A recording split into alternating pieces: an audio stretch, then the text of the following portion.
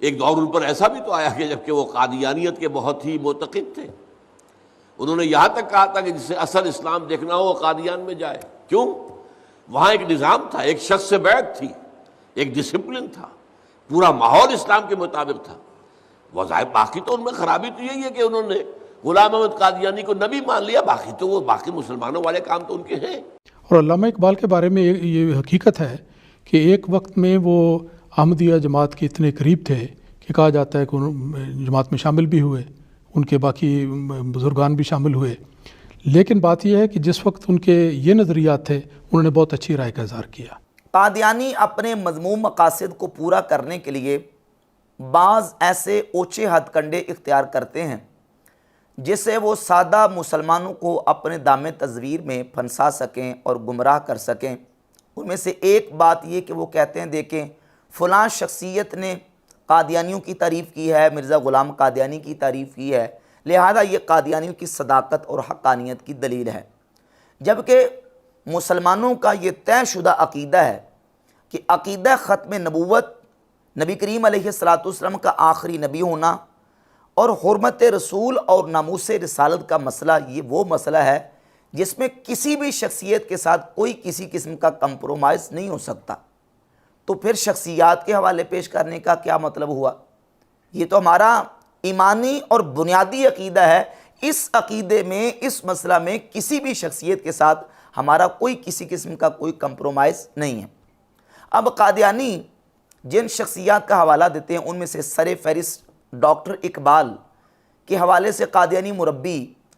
وہ یہ ثابت کرتے ہیں کہ دیکھیں فلاں فلاں جگہ پہ ڈاکٹر اقبال نے قادیانیوں کی اور مرزا غلام قادیانی کی تعریف کی، اور یہاں تک کہہ جاتے ہیں کہ ڈاکٹر اقبال نے قادیانی جماعت کو جوائن کر لیا تھا اور وہ قادیانی تھے،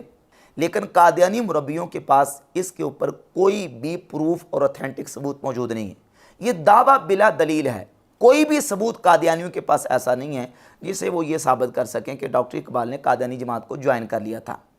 جہاں تک ان کے لٹریچر میں یا اقبالیات کے لٹریچر میں قادیانیوں کے حوالے سے چیزیں موجود ہیں تو ہم اللہ کے فضل و کرم سے انصاف پسند ہیں، نہ بیجا کسی کی تائید کرتے ہیں اور نہ بیجا کسی کی تنقید کسی کے اوپر کرتے ہیں۔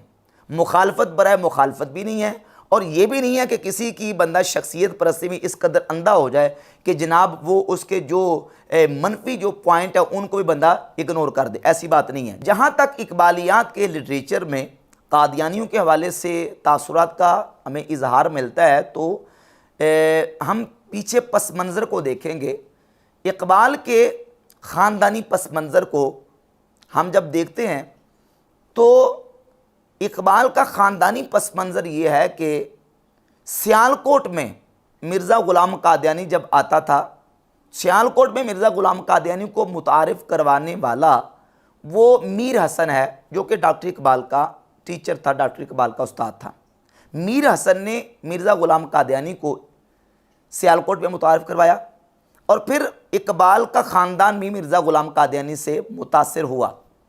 یہاں تک کہ ڈاکٹر اقبال کے والد شیخ نور محمد وہ مرزا غلام قادیانی سے متاثر ہوئے، اس کے فالور بنے، اور اس بات کا اظہار خود ڈاکٹر اقبال نے کیا۔ یہ ڈاکٹر اقبال کے ملفوظات ہیں، ملفوظات اقبال، اس کے صفحہ نمبر 143 پہ ڈاکٹر اقبال خود مرزا قادیانی کے حوالے سے اپنے والد کا واقعہ ذکر کرتے ہیں کہ میرے والد صاحب کی دکان پر ابن عربی کی فصوص الحکم باقاعدہ پڑھی جایا کرتی تھی۔ مولوی عبد الکریم صاحب قادیانی کے ان کی آواز بلند تھی، یہ خدمت سر انجام دیا کرتے تھے۔ مرزا غلام احمد صاحب قادیانی بھی اس صحبت میں شریک ہوا کرتے تھے۔ تو ڈاکٹر اقبال نے یہ بات خود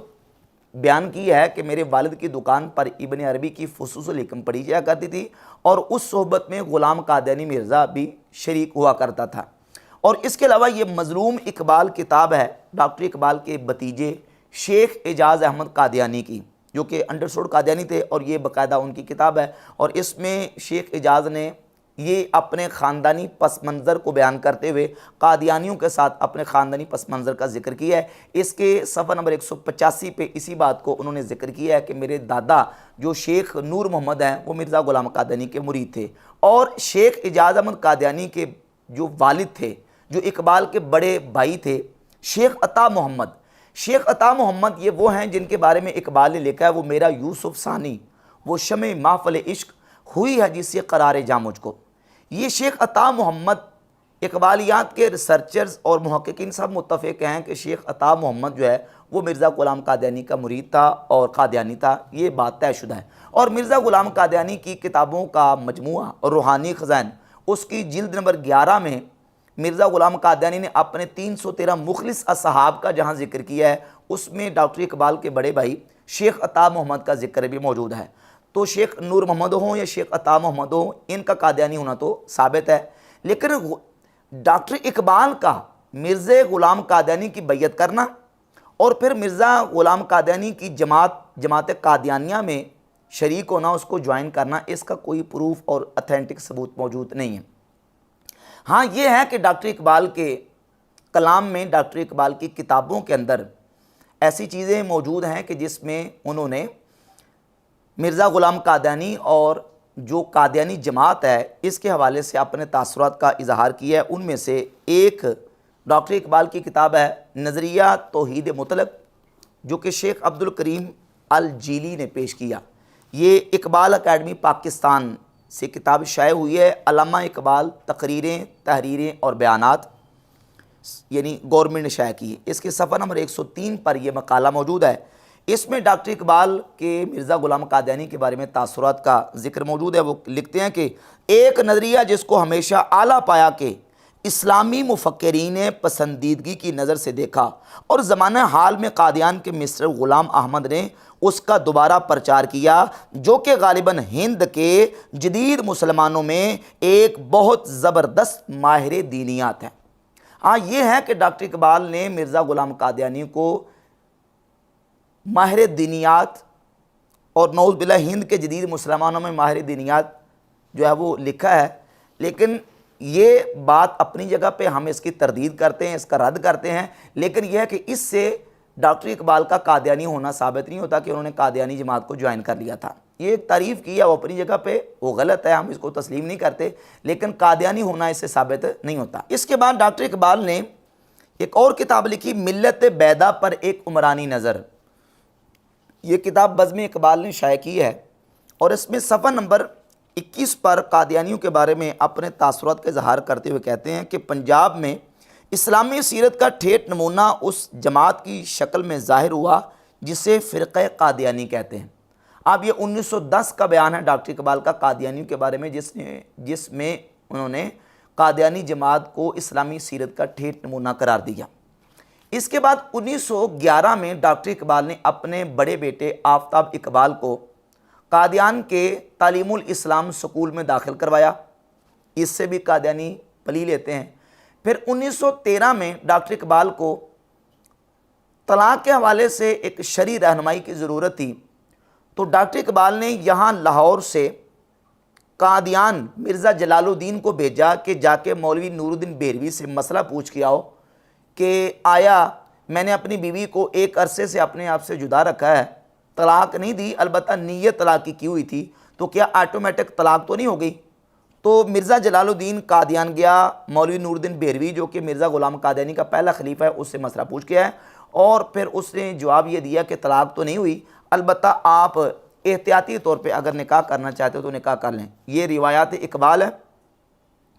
مجلس ترقی ادب لاہور سے چھپی ہے اور اس کو تقسیم کیا ہے اقبال اکیڈمی پاکستان نے، جو کہ اقبالیات کا ایک مستند سرکاری ادارہ ہے۔ اس کے صفحہ نمبر 126 پر یہ ساری تفصیلات روایات اقبال کے حوالے سے موجود ہیں۔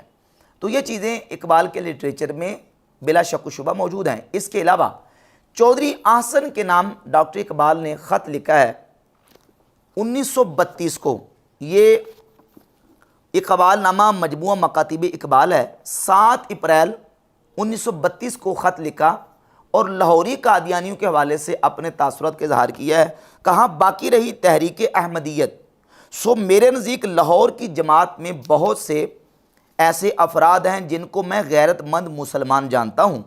اور ان کی اشاعت اسلام کی مساعی میں ان کا ہمدرد ہوں۔ کسی جماعت میں شریک ہونا یا نہ ہونا انسان کی ذاتی افتاد طبیعت پر بہت کچھ انحصار رکھتا ہے۔ تحریک میں شامل ہونے یا نہ ہونے کا فیصلہ آپ کو خود کرنا چاہیے۔ تو مرزا غلام قادیانی کے حوالے سے اور قادیانیوں کے حوالے سے جو اقبال کے تاثرات ہیں وہ اقبالیات کے لٹریچر میں موجود ہیں، لیکن ان تمام چیزوں سے اقبال کا قادیانی ہونا اس کا ثبوت نہیں ملتا جب تک کہ بالکل واضح طور پر قادیانی کوئی ایسا حوالہ پیش نہ کریں۔ اس کے علاوہ ایک اور حوالہ بھی پیش کرتے ہیں قادیانی، وہ اسی جو اقبال نامہ کے صفحہ نمبر 289 پہ ڈاکٹر اقبال نے ڈیئر مسعود کے نام ایک خط لکھا، اس میں اپنی وصیت کا اظہار کیا جو 1937 میں انہوں نے وصیت لکھی تھی کہ میرے مرنے کے بعد میرے بچوں کے 5 لوگ گارڈین ہوں گے، ان میں سے ایک گارڈین جو تیسرے نمبر پہ وہ شیخ اعجاز احمد قادیانی۔ شیخ اعجاز احمد قادیانی یہ ڈاکٹر اقبال کے بھتیجے تھے جن کا تعارف میں پیش کر چکا ہوں۔ یہ شیخ عطا محمد کا بیٹا تھا، جو کہ شیخ عطا محمد ڈاکٹر اقبال کا بڑا بھائی تھا، قادیانی تھا، اور شیخ اعجاز احمد بھی قادیانی تھا جس نے یہ کتاب لکھی ہے مظلوم اقبال۔ تو ڈاکٹر اقبال نے لکھا ہے کہ میرا بھتیجا شیخ اعجاز احمد یہ ہے تو قادیانی لیکن نہایت صالح آدمی ہے، افسوس کہ دینی عقائد کی وجہ سے وہ قادیانی ہے لیکن ہے نہایت صالح آدمی ہے۔ تو ان تمام چیزوں کے باوجود ساری چیزیں آن دا ریکارڈ موجود ہیں، اس سے یہ تو چیزیں واضح ہوتی ہیں کہ ڈاکٹر اقبال نے قادیانیوں کے حوالے سے یا بالخصوص جو جماعت احمدیہ لاہور کہلاتی ہے ان کے بارے میں جو نرم رویہ اور ایک مثبت قسم کی سٹیٹمنٹس دی ہیں، لیکن انہوں نے قادیانی جماعت کو جوائن کر لیا تھا اور مرزا غلام قادیانی کی بیعت کر لی تھی، اس پر جو ہے وہ قادیانی مربی کوئی حوالہ پیش نہیں کر سکتے۔ اس کے بعد ڈاکٹر اقبال نے قادیانیوں کے خلاف بہت سخت بیانات بھی دی ہے۔ اب وہ جو سخت بیانات ہیں قادیانیوں کے حوالے سے جب ہم ان کو دیکھتے ہیں اور وہ قادیانیوں کے سامنے پیش کرتے ہیں تو اب قادیانی کیا کرتے ہیں کہ وہ یہ کہتے ہیں کہ اصل میں ڈاکٹر اقبال نے جو قادیانیوں کے خلاف بیانات دیے ہیں وہ 1935 کے بعد دیے ہیں، اور وہ بیانات دینے کی وجہ اصل میں سیاسی اختلاف تھا، اور وہ سیاسی اختلاف کیا تھا اس کے 2 پوائنٹ قادیانی پیش کرتے ہیں۔ ایک طرف قادیانیوں کا موقف ہے اور دوسری طرف جو ہے وہ اقبالیات کے ماہرین کا موقف ہے، وہ بھی آپ کے سامنے رکھتا ہوں۔ قادیانیوں کا موقف یہ ہے کہ یہ 1935 کے بعد اقبال نے قادیانیوں کے خلاف جو سخت بیانات اور ان کے خلاف سخت سٹیٹمنٹس دی ہیں اس کی 2 وجوہات ہیں۔ ان میں سے ایک وجہ یہ ہے کہ وائسرائے ہند کی کونسل کا رکن تھا سر فضل حسین، وہ 4 مہینے کے لیے چھٹی پہ گیا تو اس کی جگہ پہ قائم مقام وائسرائے ہند کی کونسل کا رکن مقرر کرنا تھا کسی شخص کو۔ اقبال کا نام بھی آتا تھا اور چودھری ظفر اللہ خان جو کہ قادیانی تھا اس کا نام بھی آتا تھا، تو اقبال کی بجائے چودھری ظفر اللہ کو رکن مقرر کر دیا گیا، تو یہاں سے اقبال کی ٹسل قادیانیوں کے ساتھ شروع ہو گئی۔ تو یہاں یہ ایک سیاسی اور انتظامی اختلاف چل پڑا جس کی وجہ سے اقبال نے پھر قادیانیوں کے خلاف سخت بیانات دینے شروع کر دیے، نمبر 1۔ اور نمبر 2 یہ کہ کشمیر کمیٹی کی صدارت کا اختلاف تھا۔ کشمیر کمیٹی کا صدر ان دنوں میں مرزا غلام قادیانی کا بیٹا بن گیا، اور دوسری طرف سے جماعت احرار اور عنایت اللہ شاہ بخاری اور دیگر یہ لوگ وہ اقبال کو کشمیر کمیٹی کا صدر بنانا چاہتے تھے، لیکن کشمیر کمیٹی کی صدارت جو ہے وہ قادیانیوں کے ہاتھ آ گئی، تو اس بنیاد پہ اقبال نے پھر قادیانیوں کی مخالفت شروع کر دی۔ تو یہ 2 وجوہات تھیں۔ اور دوسری طرف جو اقبالیات کے ماہرین اور ریسرچرز ہیں وہ کہتے ہیں کہ نہیں، یہ بیسک اختلاف نہیں ہے، اصل میں یہ ہے کہ اقبال قادیانیوں کے بارے میں جو نرم رویہ ایک عرصہ تک رکھتے رہے 1935 تک، تو اس کی بنیاد یہ تھی کہ اقبال کو قادیانیوں سے اچھے نتائج برآمد ہونے کی امید تھی۔ اس امید کی بنیاد پر ڈاکٹر اقبال نے قادیانیوں کے بارے میں اچھے تاثرات کا اور اچھی آراء کا اظہار کیا، لیکن 1935 میں جب ان پر یہ بات آشکار اور واضح ہو گئی کہ نہیں ان سے کوئی اسلام کو فائدہ نہیں ہو سکتا، تو پھر اقبال نے قادیانیوں کے خلاف سخت بیانات اور اپنا جو نظریہ تھا وہ بالکل واضح طور پہ ان کے خلاف دینا شروع کر دیا۔ 1935 کے بعد اقبال کا کوئی بھی بیان قادیانیوں کے حق میں یا ان کی حمایت میں نہیں ملتا۔ تو اس حوالے سے کچھ چیزیں قابل تحقیق ہیں۔ اقبالیات کے لٹریچر میں